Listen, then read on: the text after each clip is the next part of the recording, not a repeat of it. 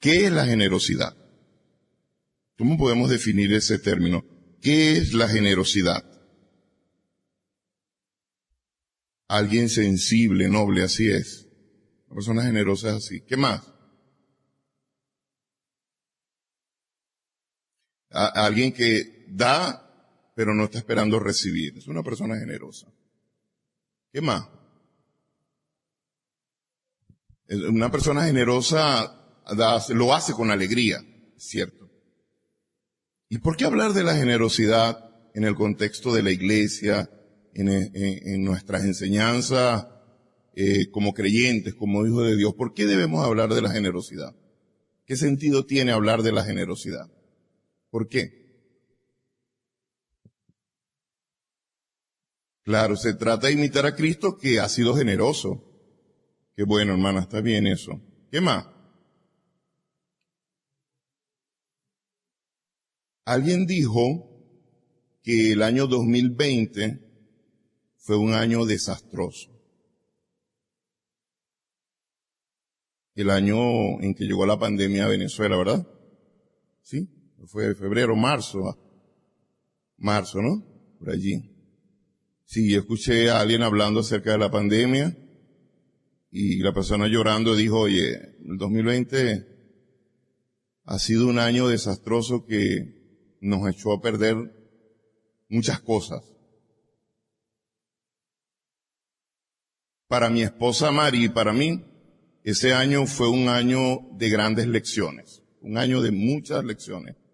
Comenzando el año, enero, febrero, mi esposa, ese fue el año para nosotros de nunca pierdas la fe. La lección que nosotros aprendimos en todo ese año es nunca pierdas la fe. Eso, así fue. Mi esposa estuvo 7 días en terapia intensiva y solamente quiero recordar un aspecto de las muchas cosas que pasaron en ese tiempo, en esos días. Fuimos objeto de la misericordia de Dios, pero especialmente yo lo vi desde una perspectiva y de la generosidad de Dios, de su misericordia, pero también de su iglesia. La iglesia allá en Maturín. En esa oportunidad, yo le decía el otro día al pastor Henry, en esa oportunidad la iglesia aquí estaba pendiente, orando y estaban ahí monitoreándome, pero en ese momento, en cuanto a generosidad y ayuda material, en ese momento, Dios no permitió que la iglesia Dios de Salvación en ese momento apareciera. Porque Dios hace así, hermano. A Él es el que dirige todas las cosas. Pero apareció allá la iglesia de Tipuro. Una iglesia hermana con la que tenemos un convenio de cooperación y sana relación de interdependencia. Las hermanas allá en la iglesia de Tipuro tienen un ministerio que se llama Lazos del Corazón. Ya están organizadas las hermanas allí en un ministerio que se llama así, Lazos del Corazón. Y un día, el segundo día de la terapia intensiva, que fue el día cumbre, porque ese segundo día mi esposa dijo que ella se rindió y ya en la noche, allí en terapia, ella le dijo al Señor, ya, Señor, sí, llévame, ya me quiero ir contigo, ya. Y se quedó dormida y al otro día, el tercer día, comenzó a mejorar. Y Dios hace así, Dios te lleva en un punto a veces que como que tú ya, y dice Dios, bueno, aquí es donde entro yo en acción. Después del segundo día, el tercer día yo estaba en el cafetín tomándome un café y comiéndome allí un pastelito o algo, y llegaron unas hermanas, un grupo de hermanas, eran las hermanas del Lazo del Corazón. Ellas venían como una comisión y me abordaron. Y me hicieron varias preguntas y yo estaba allí con mi cabeza pensando, mi esposa está enterada, no coordinaba mucho yo allí, pero yo las escuché. Ellas hicieron muchas preguntas como diagnosticando y coronaron con que, hermano, ¿cómo cree usted que nosotros lo podemos ayudar? Y yo le dije, bueno, hermana, tráiganme el almuerzo. Todos los días tráiganme el almuerzo. En la mañana yo me defiendo con un café, no se preocupe. Tráiganme el almuerzo. Solamente eso, hermano. Y yo, bueno, hermana, si yo necesitara ir a comprar alguna medicina, salir, yo no tengo vehículo. Si yo las llamo, me pueden auxiliar. Sí, hermano, usted nos llama. Y cuente con ese almuerzo durante todos los días que su esposa va a estar aquí hospitalizada. Y así fue, hermano. El día 4, ella apareció una hermana. Y fue impresionante, porque yo soy de comer, sazonado. A mí me gustan las comidas fuertes. Y yo estaba así al final del pasillo de la terapia, al final del pasillo estaba yo allí. Y fue como que cuando yo volteé, vi una hermana que venía ya en toda la entrada, pero yo percibí fue el olor. Y era la comida que la hermana traía. Así como me gusta a mí. Bien sazonada.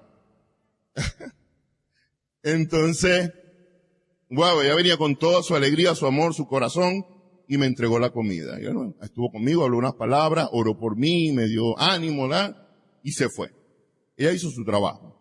Cuando yo abrí la comida, estaba en un envase de esos desechables, arriba tenía una calcomanía, algo allí, pero artesanal, escrito a la mano, que con un texto bíblico, con una florecita, unas cositas allí. Antes de abrir la comida yo lo vi. La comida, cuando yo abrí, estaba bien acomodadito. Yo me comí mi comida. Vea todos los detalles, hermano. Vea todos los detalles. Qué bueno que Dios usa su iglesia. Y esto es de ejemplo. Yo lo digo para la gloria de Dios. Porque la iglesia del Señor en general, Dios la usa como Él quiere. Y yo creo que este microscópico testimonio que yo acabo de dar en esta mañana, no debería ser algo atípico en la iglesia del Señor. Eso no debería ser algo atípico o algo sorprendente. Eso debería ser parte de la vida normal de la iglesia. Eso debería ser parte de la vida normal de la iglesia. Yo no me fijo en lo que las hermanas de Tipuro hicieron, en el hecho como tal. Yo doy gracias a Dios por eso, porque es hermoso ver que los hermanos demuestran el amor de verdad así, con esos detalles. Yo lo que me fijo es en la motivación que está detrás de eso. ¿Por qué lo hicieron? O sea, ¿qué es lo que lleva a alguien a hacer eso? Y eso es precisamente lo que el apóstol Pablo nos enseña allá en 2 Corintios, capítulo 8, versículos del 1 al 6, el texto que vamos a estudiar en esta mañana. 2 Corintios, capítulo 8, versículos del 1 al 6. Ahí está al menos una idea completa de ese párrafo, de ese capítulo, de ese párrafo que quiero compartir con ustedes en esta mañana. Recuerde que estamos en una serie que se llama Los compromisos firmes de los miembros de la iglesia. Hicimos una introducción sobre los cristianos con un compromiso firme, luego hablamos del compromiso de ser y hacer discípulos, y ahora estamos hablando de un compromiso firme de dar con generosidad. Ok, dice así la bendita palabra de Dios, 2 Corintios capítulo 8, versículos del 1 al 6. Ahora, hermanos, queremos que se enteren, voy a leer en la NBI, esta es la nueva versión internacional. Ahora, hermanos, queremos que se enteren de la gracia que Dios ha dado a las iglesias de Macedonia. En medio de las pruebas más difíciles, su desbordante alegría y su extrema pobreza abundaron en rica generosidad. Soy testigo de que dieron espontáneamente tanto como podían y aún más de lo que ellos podían, rogándonos con insistencia que les concediéramos el privilegio de tomar parte en esta ayuda para los santos. Incluso hicieron más de lo que esperábamos, ya que se entregaron a sí mismos, primeramente al Señor y después a nosotros, conforme a la voluntad de Dios. De modo que rogamos a Tito que llevara a feliz término esta obra de gracia entre ustedes, puesto que ya la había comenzado. Este pasaje es de la pluma del apóstol Pablo, una carta, es la segunda carta a la iglesia en Corinto.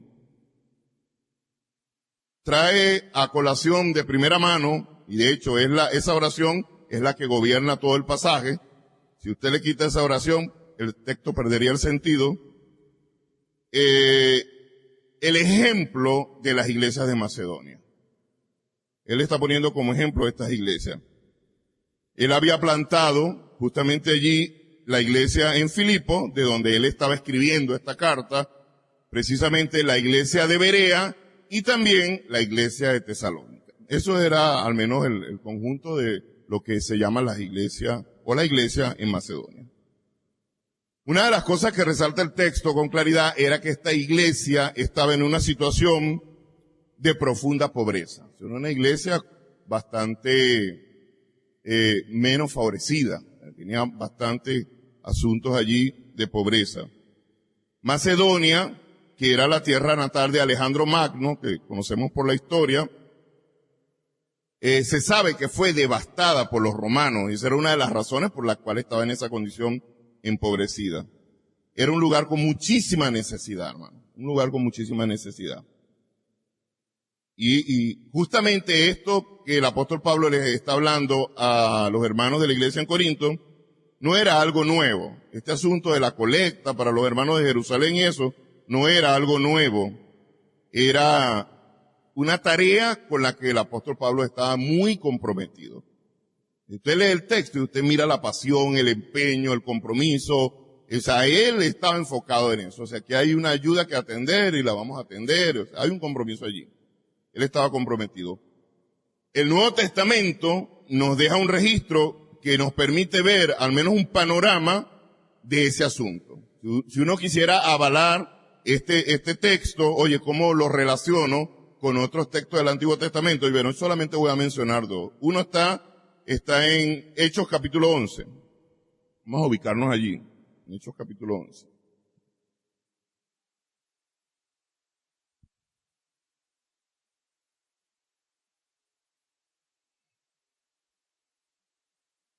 Esos son los versículos del 27 al 30, y ahí usted lo va a ver. Dice así: en aquellos días, unos profetas descendieron de Jerusalén a Antioquía, y levantándose uno de ellos, llamado Ágabo, daba a entender por el Espíritu que vendría una gran hambre en toda la tierra habitada, la cual sucedió en tiempos de Claudio. Entonces, los discípulos, cada uno conforme a lo que tenía, determinaron enviar socorro a los hermanos que habitaban en Judea, lo cual en efecto hicieron, enviándolo a los ancianos por mano de Bernabé y de Saulo. También hay una mención en la carta a los romanos, un poco más adelante, en el capítulo 15,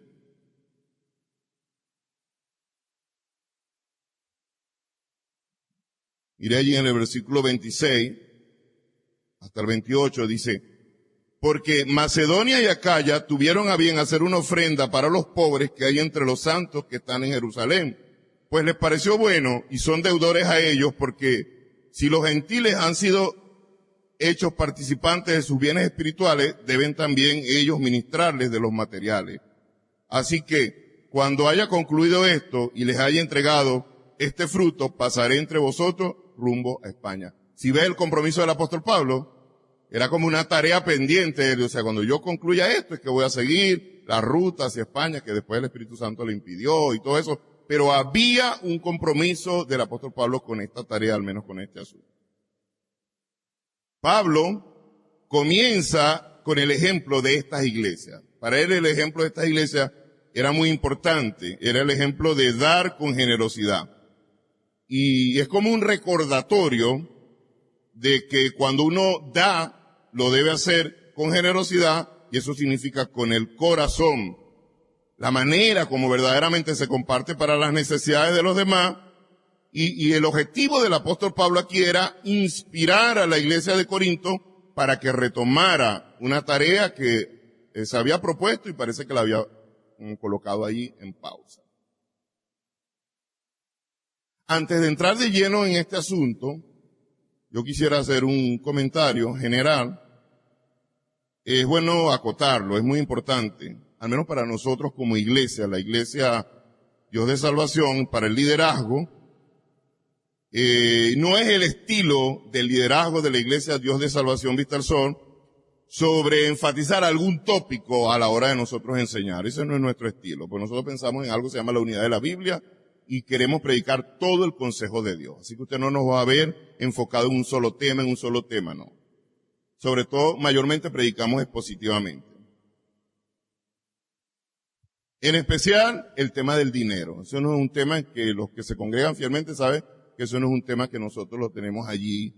No. Por varias razones. Debido a tanto abuso y el sobreénfasis que se hace sobre este asunto del dinero y la ofrenda.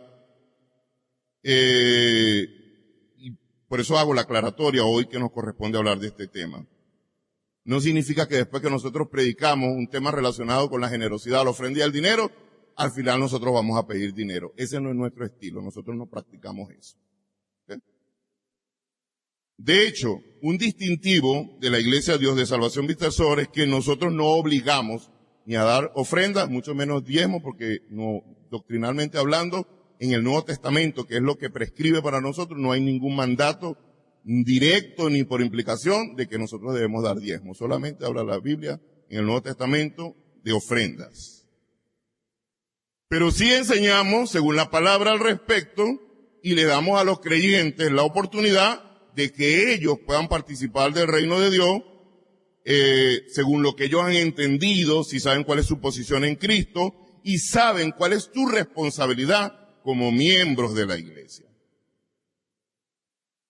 Entonces nosotros pensamos que eso es algo que queda entre el creyente y la persona. Nosotros no llevamos ningún registro, ni ninguna lista de morosos, ni esas cosas. Dios nos guarde. Dios nos guarde.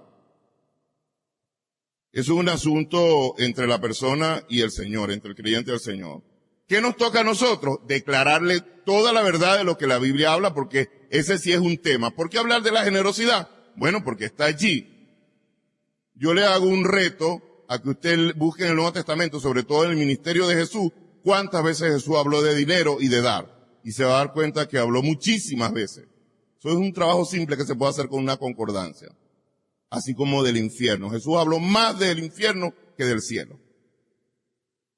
Entonces no, ese tema no lo voy a hablar. No le voy a hablar a la gente del infierno porque la gente se espanta. No, hermano, vamos a predicar todo el consejo de Dios. Lo que la Biblia nos enseña, sin sobreenfocarnos en algún tema en particular.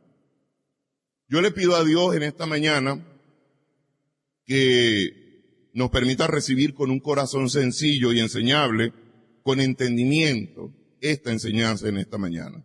Y que produzca en nosotros una hermosa libertad y gozo, sobre todo porque yo sé que cuando hay gente que ha sido afectada en esta área, la gente está como prejuiciada, ¿verdad?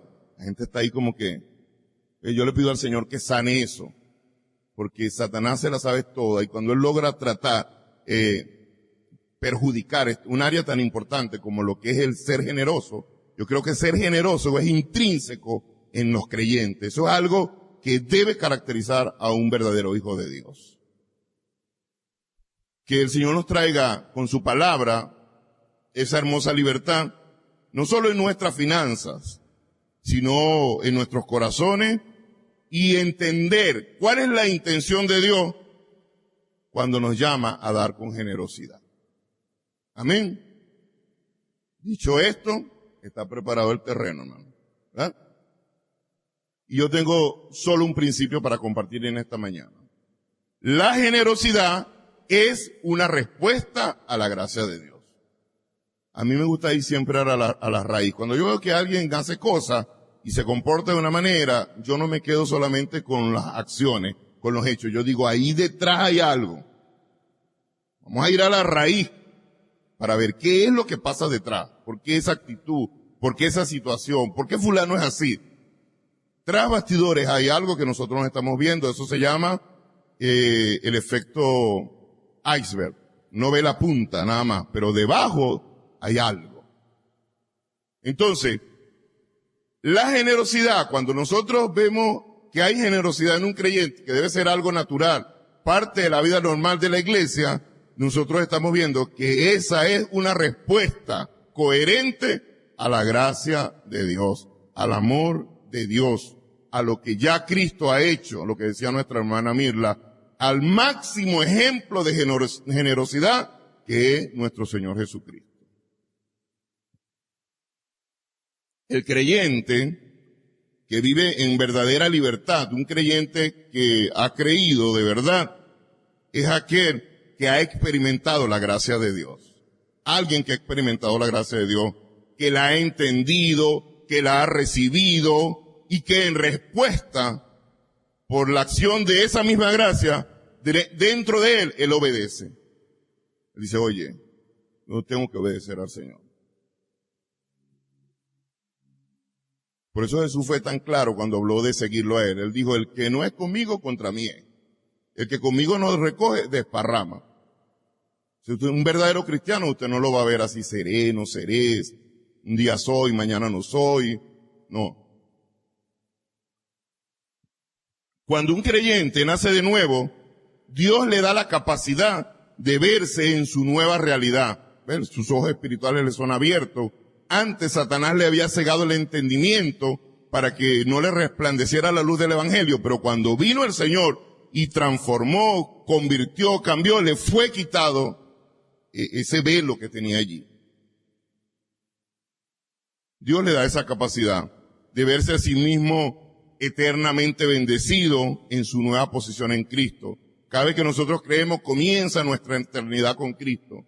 La eternidad nuestra no comienza cuando nosotros morimos, sino en el momento que creemos, en el momento que nos es dada la posición de ser hijos de Dios, por haber creído, por haber recibido a Cristo. Nos convertimos en ciudadanos nada más y nada menos que del reino celestial. Y todo eso produce en nosotros una respuesta de amor. El hecho de nosotros convertirnos, de ser objeto de la gracia de Dios, produce en nosotros una respuesta de amor. A tanta gracia, tanto amor que no lo merecemos, nosotros respondemos, hermano.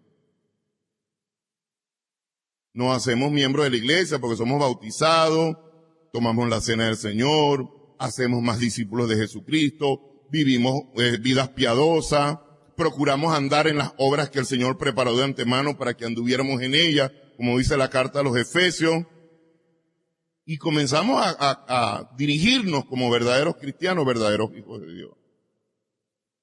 Un verdadero cristiano en sí, en sus planes, no está desobedecer a Dios.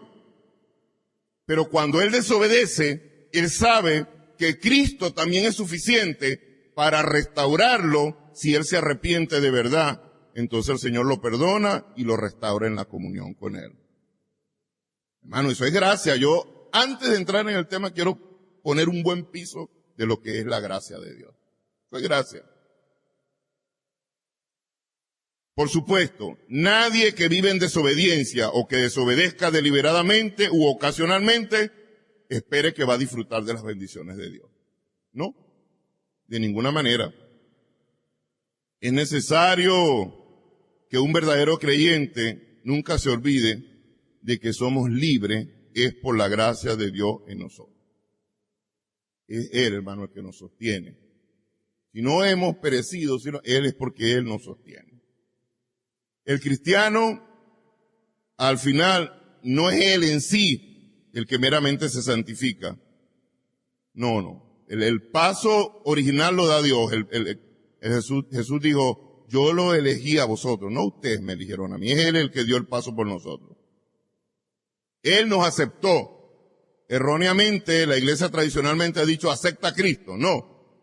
Nosotros somos aceptos en el amado. No es que nosotros lo aceptamos a Él. Eso es humanismo. Porque ningún ser humano se puede parar delante de Dios. Sí, Señor, te acepto. No, Señor, no te acepto. El Dios es Él, no nosotros. Nosotros solo somos humanos. Nosotros solo podemos decir, Señor, me arrepiento. Creo en ti, Señor, por la fe. Y quiero obedecer al Evangelio, seguirte de verdad, Señor. Eso es lo que podemos hacer nosotros. Dios lo hizo a través de su Hijo Jesucristo, hizo todo lo que nosotros necesitamos. Él es el que nos busca, Él es el que nos rescata, Él es el autor y consumador de la fe. En Él, su vida, su muerte, su resurrección, Él nos abrió un camino vivo y nuevo, como dice el autor de los Hebreos. Nosotros necesitamos todos los días, hermanos, ser objeto de esa gracia a través de la fe, de nuestra comunión con Él. Es allí, en la gracia del Señor, donde nosotros encontramos y tenemos ese discernimiento, esa certidumbre de fe, de saber que Él es el que nos sostiene, que es nuestro oportuno socorro, que Él tiene cuidado de cada detalle de nuestras vidas. Hermano, Yo no sé si usted está entendiendo el mensaje. Difícilmente alguien que no entienda esto va a ser generoso. Ese es el problema de fondo. Ese es el problema de fondo. Alguien que estas verdades que son como ABC. Hermano Ezequiel nos está dando clase ABC de nuevos creyentes. Sí, esto es ABC. Pero difícilmente alguien que no entienda esta base va a ser generoso.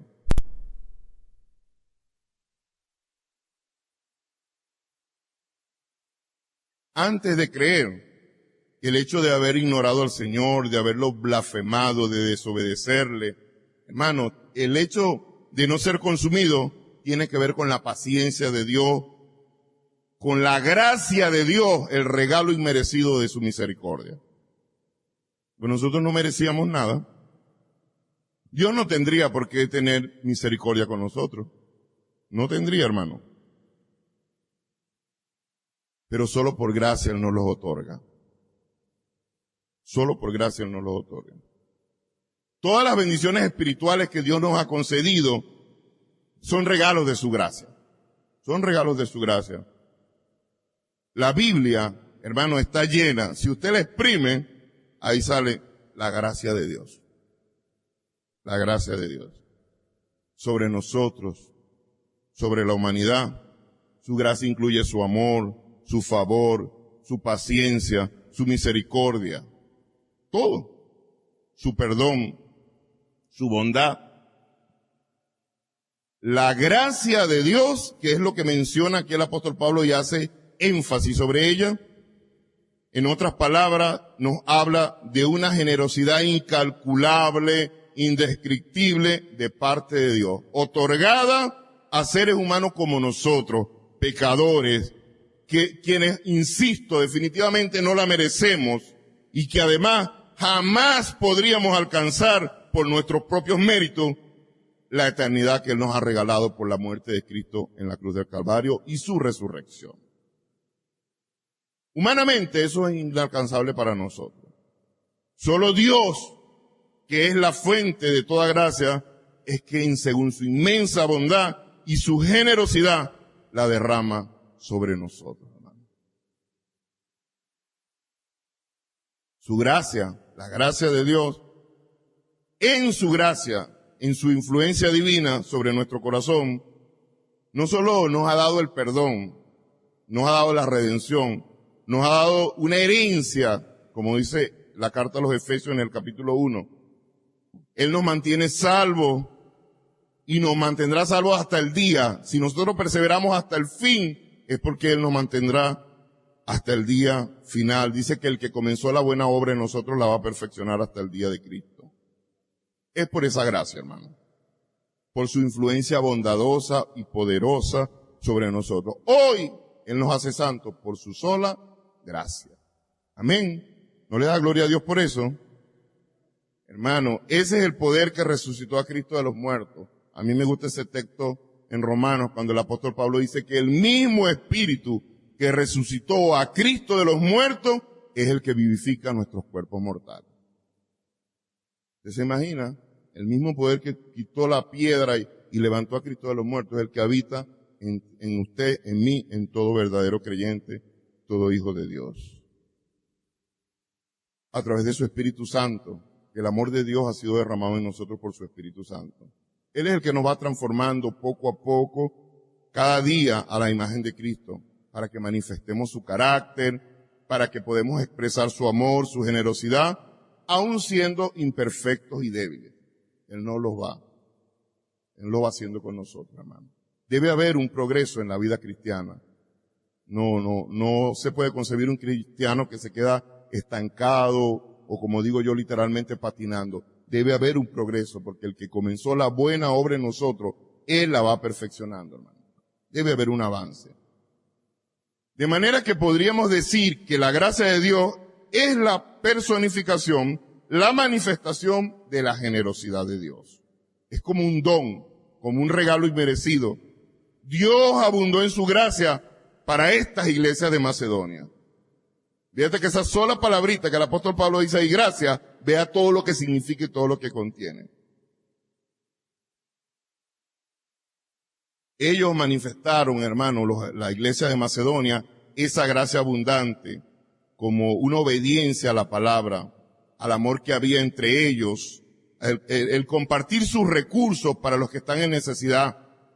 Por tanto, mis hermanos, el hecho de ser generosos, de compartir lo que tenemos, es también una respuesta a la gracia de Dios. ¿Por qué yo soy generoso? Hermano, porque por todo esto que yo acabo de detalladamente, me he dado la tarea de punto por punto describirle lo que es haber sido objeto de la gracia de Dios. Cuando yo soy generoso, es porque yo estoy respondiendo a lo que Cristo hizo en mí, cuando me salvó, cuando yo estaba camino al infierno, y el Señor me rescató, me trasladó de las tinieblas a su luz admirable, hermano. ¿Cómo no ser generoso? Por eso yo decía el testimonio de las hermanas de Tipuro, de Lazos del Corazón, que yo no veía solo lo que ellas estaban haciendo, yo estaba pensando en lo que había detrás, la motivación, ¿por qué lo hacen?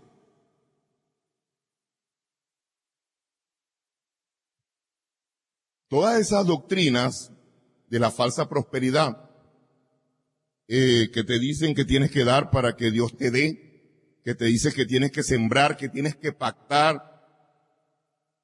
Una de las locuras que más escuché por allí recientemente fue que tenías que sembrar dólares, sembrar árbol de dólares. Vamos a sembrar árbol de dólares en Israel, algo así. Yo ni pregunté de qué se trataba, pero me pareció una locura. Y la gente incauta, o no sé, el calificativo que usted quiera, entonces cae en eso. Y alguien viene y le habla la verdad de la palabra de Dios, rechaza la verdad de la palabra de Dios, pero se va con esta gente que le hace esto.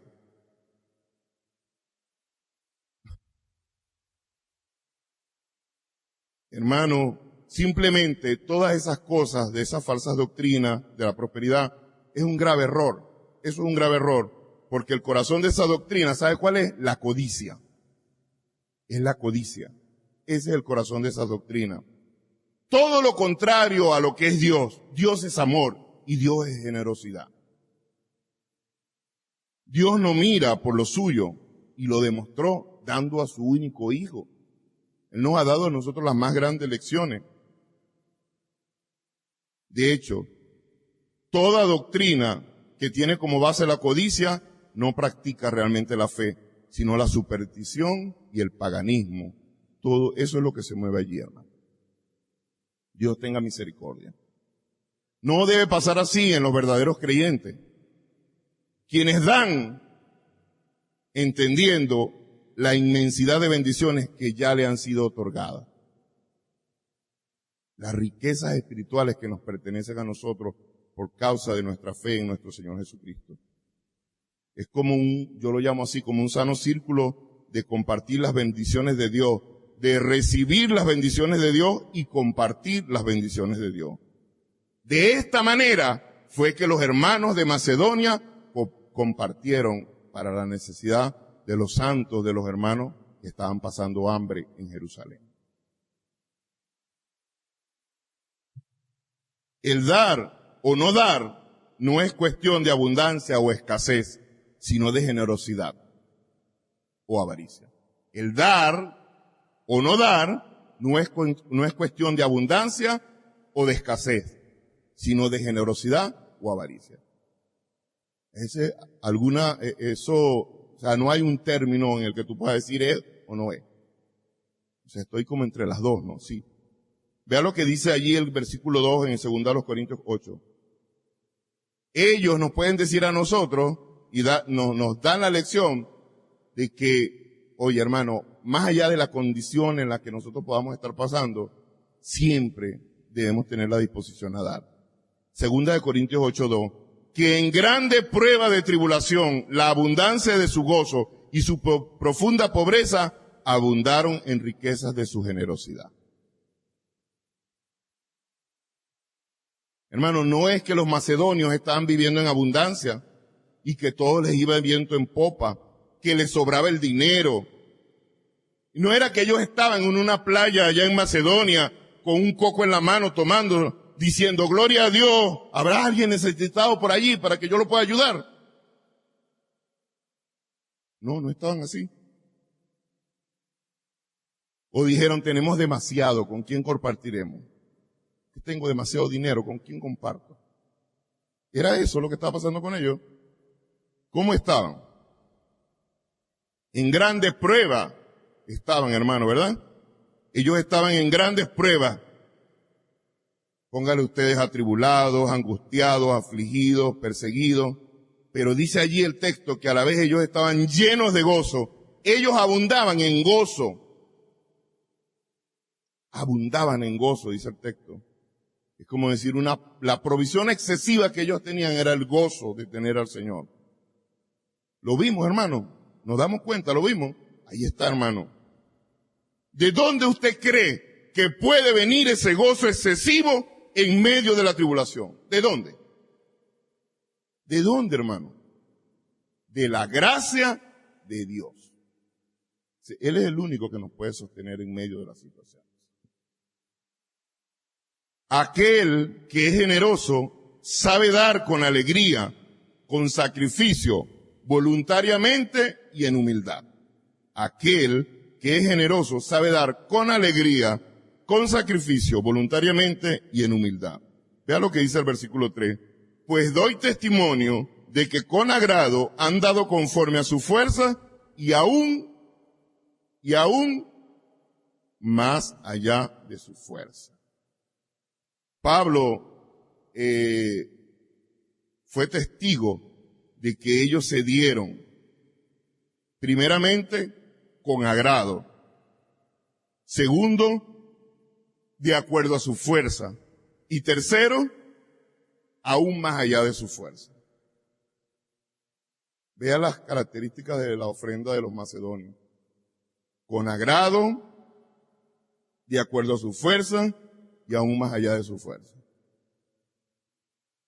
Eso se los decía en el estudio antepasado de los jueves. Estábamos hablando allí de cómo hacer las cosas, de cómo dar para el Señor y cómo ayudar. Yo les decía que alguien puede decir que tiene el don de misericordia, de ayudar, de querer ayudar, pero hay que ver la actitud como lo hace. Porque si alguien tiene el don de misericordia y lo hace con una mala actitud, casi como que de fastidio, como que de, hermano, discúlpame, pero no tiene el don de misericordia. No. En general, cualquier don que uno tenga, ese don es una de las cosas que uno hace con más pasión. El don eso me apasiona porque es algo que Dios me ha dado y a mí me produce ese sentido del deber cumplido de hacer las cosas para el Señor con amor, con pasión, con entrega. Pablo fue testigo de que ellos dieron con agrado, de acuerdo a su fuerza y aún más allá de su fuerza. Entonces, lo primero es que lo dieron con agrado, eso es lo primero. Felices. Cada vez que nosotros damos con una actitud incorrecta, en ese mismo momento, eso deja de ser una ofrenda agradable a Dios. Cuando usted da algo, si usted no lo da con la actitud correcta, perdóneme lo que voy a decir, usted perdió su dinero o lo que usted dio. Eso no es una ofrenda. Dios mira el corazón, como nosotros damos. En el siguiente capítulo, en el capítulo 9, dice Pablo que Dios ama al dador alegre. Y lo más hermoso es que ellos no solo lo dieron con agrado, con alegría a la iglesia de Macedonia, sino que dieron sacrificialmente y aún con agrado. Hermano, explíqueme, ¿cómo alguien puede, aún en su pobreza, renunciar a algo y tener el gozo extremo en poder compartirlo con alguien más? Explíqueme eso.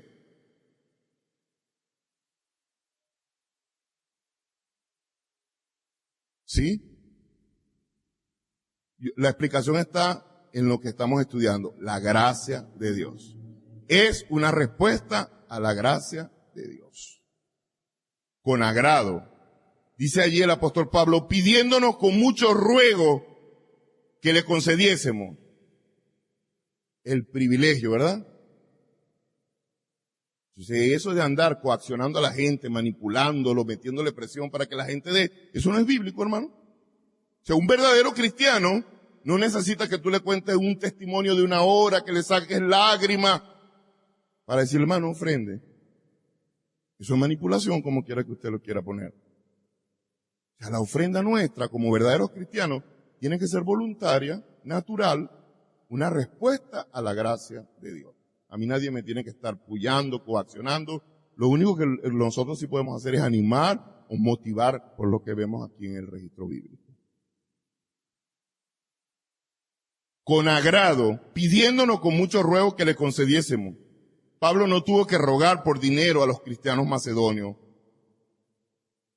pero ellos le estaban rogando a él más bien que los dejaran ofrendar.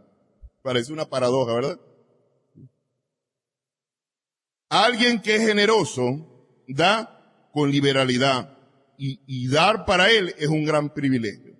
Alguien que es generoso, cada vez que da, lo hace con liberalidad. O sea, nadie lo tiene que forzar. Y la persona que da entiende que eso es un privilegio. Es un privilegio. Ve lo que dice el versículo 4. Pidiéndonos con mucho ruego que le concediésemos el privilegio de participar en este servicio para los santos. Pidiéndonos significa que eran los macedonios los que rogaron a Pablo el privilegio de dar. No que Pablo le rogó a ellos por dinero. No. Sí, aunque los cristianos macedonios no tenían mucho que dar, ellos en verdad querían dar. Ellos vieron como un privilegio el dar. La generosidad de un verdadero cristiano no puede ser medida por lo tanto que tiene, sino por la manera generosa que da. No es lo tanto que tú tienes para dar, es la manera generosa en la que tú das. Y de ahí es que yo dije aquella declaración que gracias a Dios quedó por allí plasmada. Muchos yo escucho que la repiten. No da más el que más tiene, da más el que más ama. Y eso está comprobado, hermano. Pregúntele a los movimientos misioneros, a las sociedades misioneras, a las iglesias que envían misioneros. Pregúntenles quiénes son las iglesias que dan más para el sostenimiento de los misioneros en el campo hasta los lugares más recónditos de la tierra. Las mega iglesias, las iglesias multitudinarias son las que dan menos. Y las iglesias más chiquiticas, las menos pudientes, esas son las que dan más. Ahí está, hermano. Y uno se maravilla porque eso es la gracia de Dios. Y uno dice, ¿cómo es posible que 5 iglesitas sostienen un misionero que usó como estrategia dar clases de español en una provincia en China que se llama la provincia de Yunnan? Ahí hay una misionera trabajando, dando clases de español en una universidad, y 5 iglesitas que no tienen muchos miembros sostienen a ese misionero. Es la gracia de Dios, hermano. Porque Dios es el que multiplica, hermano, realmente nuestros pocos panes y nuestros pocos peces. Pero Dios quiere ver que nosotros seamos generosos. Alguien que es generoso da con liberalidad y dar para él es un gran privilegio. Pidiéndonos con mucho ruego que les concediésemos el privilegio de participar en este servicio para los santos. Ellos le rogaron a Pablo el privilegio de dar. Qué bonito. El ejemplo de los macedonios es una prueba práctica de que la verdadera generosidad no es una prerrogativa de aquellos que disfrutan de una suficiencia de medios. No es un asunto de los que más tienen. No, es de los que son más generosos. La liberalidad más genuina es mostrada frecuentemente por aquellos que tienen menos, porque es estimada en términos de sacrificio y no de cantidad. El corazón. Así como la viuda, ¿se recuerdan de la ofrenda de la viuda? Que dio las 2 blancas, así parecido. Este es el mismo principio. 2 monedas, María, así mismo es. Ya dio las 2, las que tenía esta. Alguien que es generoso está mostrando que verdaderamente se ha entregado al Señor y que ya no vive para sí mismo. Alguien que es generoso está mostrando que verdaderamente se ha entregado al Señor y que ya no vive para sí mismo. Fíjese lo que dice el versículo 5 y con esto vamos cerrando. Y no como lo esperábamos, dice el apóstol Pablo, sino que asimismo se dieron primeramente al Señor y luego a nosotros por la voluntad de Dios. Me gusta como lo traduce la versión Dios habla hoy. Dice, y hasta hicieron más de lo que esperábamos, pues se ofrendaron a sí mismos, primero al Señor y luego a nosotros, conforme a la voluntad de Dios. Es como que Pablo dice entre líneas, hermanos macedonios, al ver su necesidad, la aflicción y la pobreza económica por la cual ustedes estaban pasando, no pensamos que ustedes fueran a desprenderse dando con tanta generosidad. Parece que fue como una sorpresa para Pablo. Si yo trato de no hacer, hace mucho rato, hermano, yo trato de no hacer eso. De ver a algunos hermanos en la iglesia como los más pobrecitos, como que no, a ese hermano no le pidas, no le digas, no. Y tratamos nosotros de ser equitativos. Puede ser que haya un hermano que digamos, vamos a hacer un arroz con pollo para un compartir. Y puede ser que el hermano tiene la capacidad de poner los 10 pollos. Gloria a Dios, Dios lo bendiga y le multiplique. Bueno, hermano, ponga 2, ponga 3, pero que el otro ponga 1, el otro ponga la mitad, el otro ponga un cuarto, el otro. Pero no dejemos nada más que sea el hermano que ponga todo. Eso no lo practicamos aquí. Que es la liberalidad y la abundancia de uno y lo poquito de otro. Y cuando todo eso se junta, esa es la bendición de Dios. Pero no se puede ser tan pobre, no se puede ser tan escaso que digamos yo no puedo dar. Bueno, tendríamos que arrancar esta página de la Biblia. Fue como una sorpresa para el apóstol Pablo. El apóstol Pablo, yo me imagino, hermano.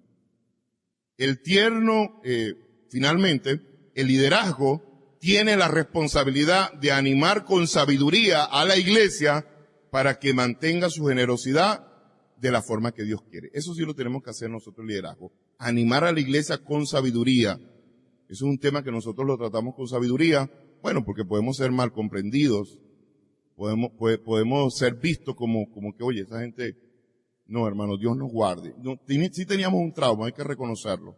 ¿Verdad, hermana Arely? Teníamos un trauma porque en el principio, en el inicio del establecimiento de esta iglesia, sí hubo unos asuntos que nos dejaron ahí como medio y teníamos como mucho cuidado. Pero después dijimos, no, por la palabra de Dios, nosotros sabemos que este es un tema que no lo podemos poner bajo la mesa por allí, no, hay que hablarlo.